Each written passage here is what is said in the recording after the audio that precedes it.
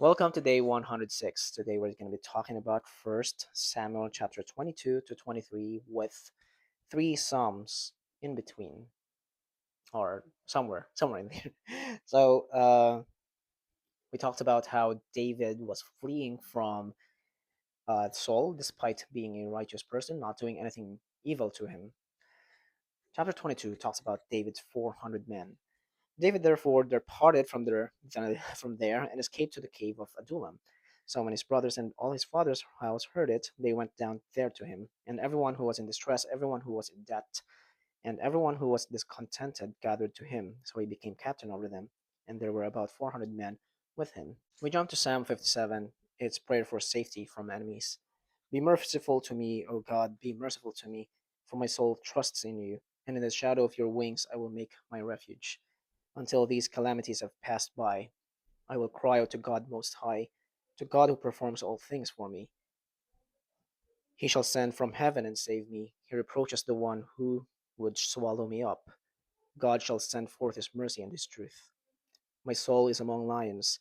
I lie among the sons of men who are set on fire, whose teeth are spears and arrows, and their tongue a sharp sword. Be exalted, O God, above the heavens. Let your glory be above all the earth. They have prepared a net for my steps. My soul is bowed down. They have dug a pit before me. Into the midst of it, they themselves have fallen. My heart is steadfast, O God. My heart is steadfast. I will sing and give praise. Awake, my glory. Awake, lute and the harp. I will awake in the dawn. I will praise you, O Lord, among the peoples. I will sing to you among the nations. For your mercy reaches unto the heavens, and your truth unto the clouds. Be exalted, O God, above the heavens. Let your glory be above all the earth. Just now I was thinking of whether I'm doing the right thing, reading the entire word for word of the Bible. Not entire, but most of it, instead of summarizing it. And then I realized that I'm doing this in the first place, it's not because I have to do this, but I get to do this. Yeah, there's a part of me that wants to, a big part of me is motivated to share and hoping that those who would listen will believe in Jesus. But if the end result of all these things would still be no one believing because of the message, I would still consider it a win just to be identified with him, just to be able to read his word, just to identify myself with him. That to me is a win already, just to keep my integrity before him and be unknown completely. That's wonderful. Not even the reward that Jesus would give me when it comes, not even that's not the main heart of what I'm doing here. The compensation, the payment for me is to have him in my life. So, and then we jump to Psalm 142, a plea for relief from persecutors. I cry to the Lord with my voice to the Lord I make my supplication. I pour out my complaint before him, I declare before him my trouble. When my spirit was overwhelmed within me, then you knew my path. In the way in which I walk, they have secretly set a snare for me. Look on my right hand and see, for there is no one who acknowledges me. Refuge has failed me. No one cares for my soul. I cried out to you, O Lord. I said, you are my refuge, my portion in the land of the living. Attend to my cry, for I am brought very low. Deliver me from my persecutors, for they are stronger than I. Bring my soul out of prison, that I may praise your name. The righteous shall surround me, for you shall deal bountifully with me. And then we jump to First Chronicles 12, verse 8 to 18. Verse 8, some Gadites joined David at the stronghold in the wilderness, mighty men of valor, men trained for battle, who could handle shield and spear, whose faces were like the faces of lions, and were as swift as gazelles, as gazelles on the mountains. And they spoke here. If you come peaceably to me to help me, David talking, my heart will be united with you. But if to betray me to my enemies, since there is no wrong in my hands, May the God of our fathers look and bring judgment. Then the Spirit come upon Amasai, chief of the captains, and he said, We are yours, O David. We are on your side, O son of Jesse. Peace, peace to you, and peace to your helpers, for your God helps you. So David received them and made them captains of the group. Then we go back to 1 Samuel 22. Verse 3, David went from there to Mizpah of Moab, and he said to the king of Moab, Please let my father and mother come here with you till I know that till I know what God will do for me. And prophet God said to David, Do not stay in the stronghold, depart and go to the land of Judah. So David departed and went to the forest of Hereth. And Saul murders priests. This is when he does that.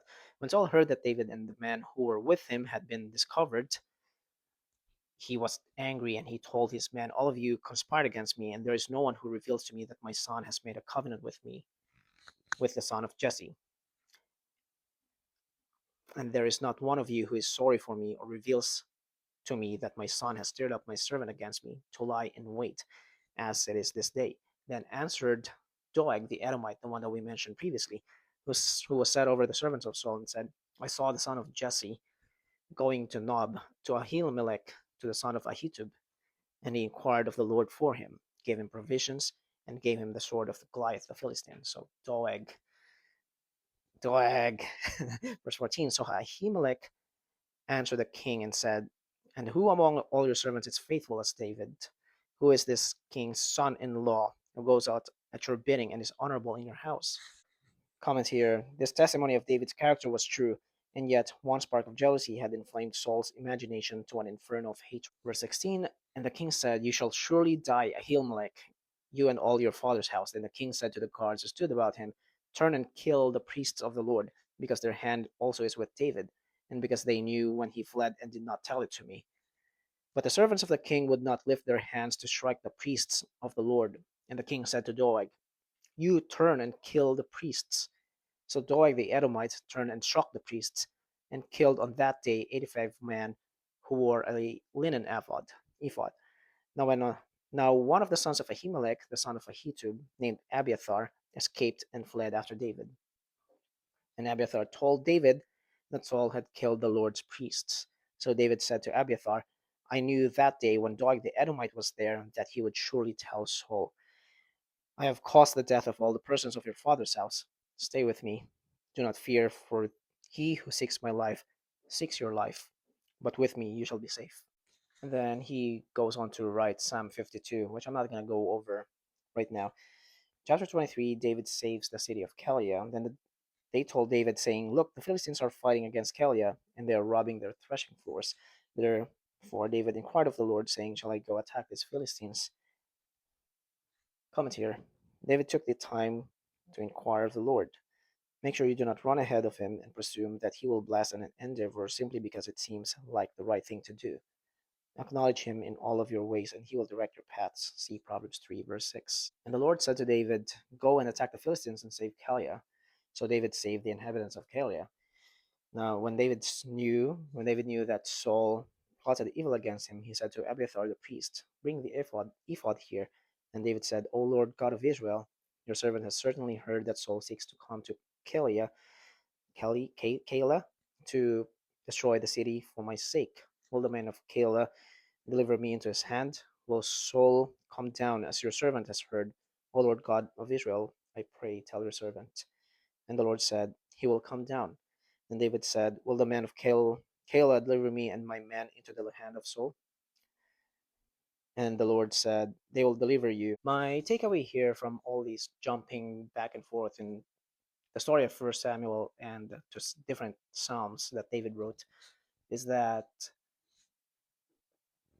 I pray to be like David, that when encountered with problems, he didn't back down. He didn't doubt God's goodness. And I believe that's what it looks like to be a man after God's own heart.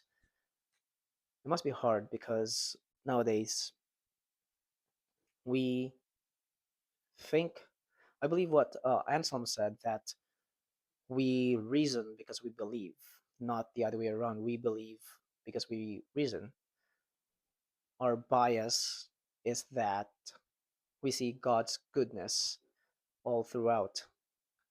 And that's my bias, that I am very aware of my own bias. If you tell me about the evil in the world, that to me, I can still see God's goodness. But if you don't believe in God's goodness, it's very easy to just think of Him being an evil God. And that's because that's the work, that's how the enemy works. To me, I reserve in my heart that Jesus is Lord, that He is good, that we live in a fallen world, and all of these evil things are a result of sin entering into the world. So, like David, my prayer, my prayer is that when encountered, I said when, not if, because to live the Christian life is not about living an externally comfortable life. We seek discomfort as well when we are in comfort. Too much comfort is no good for growth. So, like David, I pray that I would be like him, have that attitude when he faced Goliath. He had in his mind, in his heart, in his spirit, that what he does is an act of worship, is an act of praise to God. So that's my prayer for myself as well, and to those who are willing to receive that into themselves. So I think that's it for today. Thank you so much for your time. Truly appreciate you. My hope is that you would seek God daily through Bible reading, and please take very good care of yourself. Bye bye.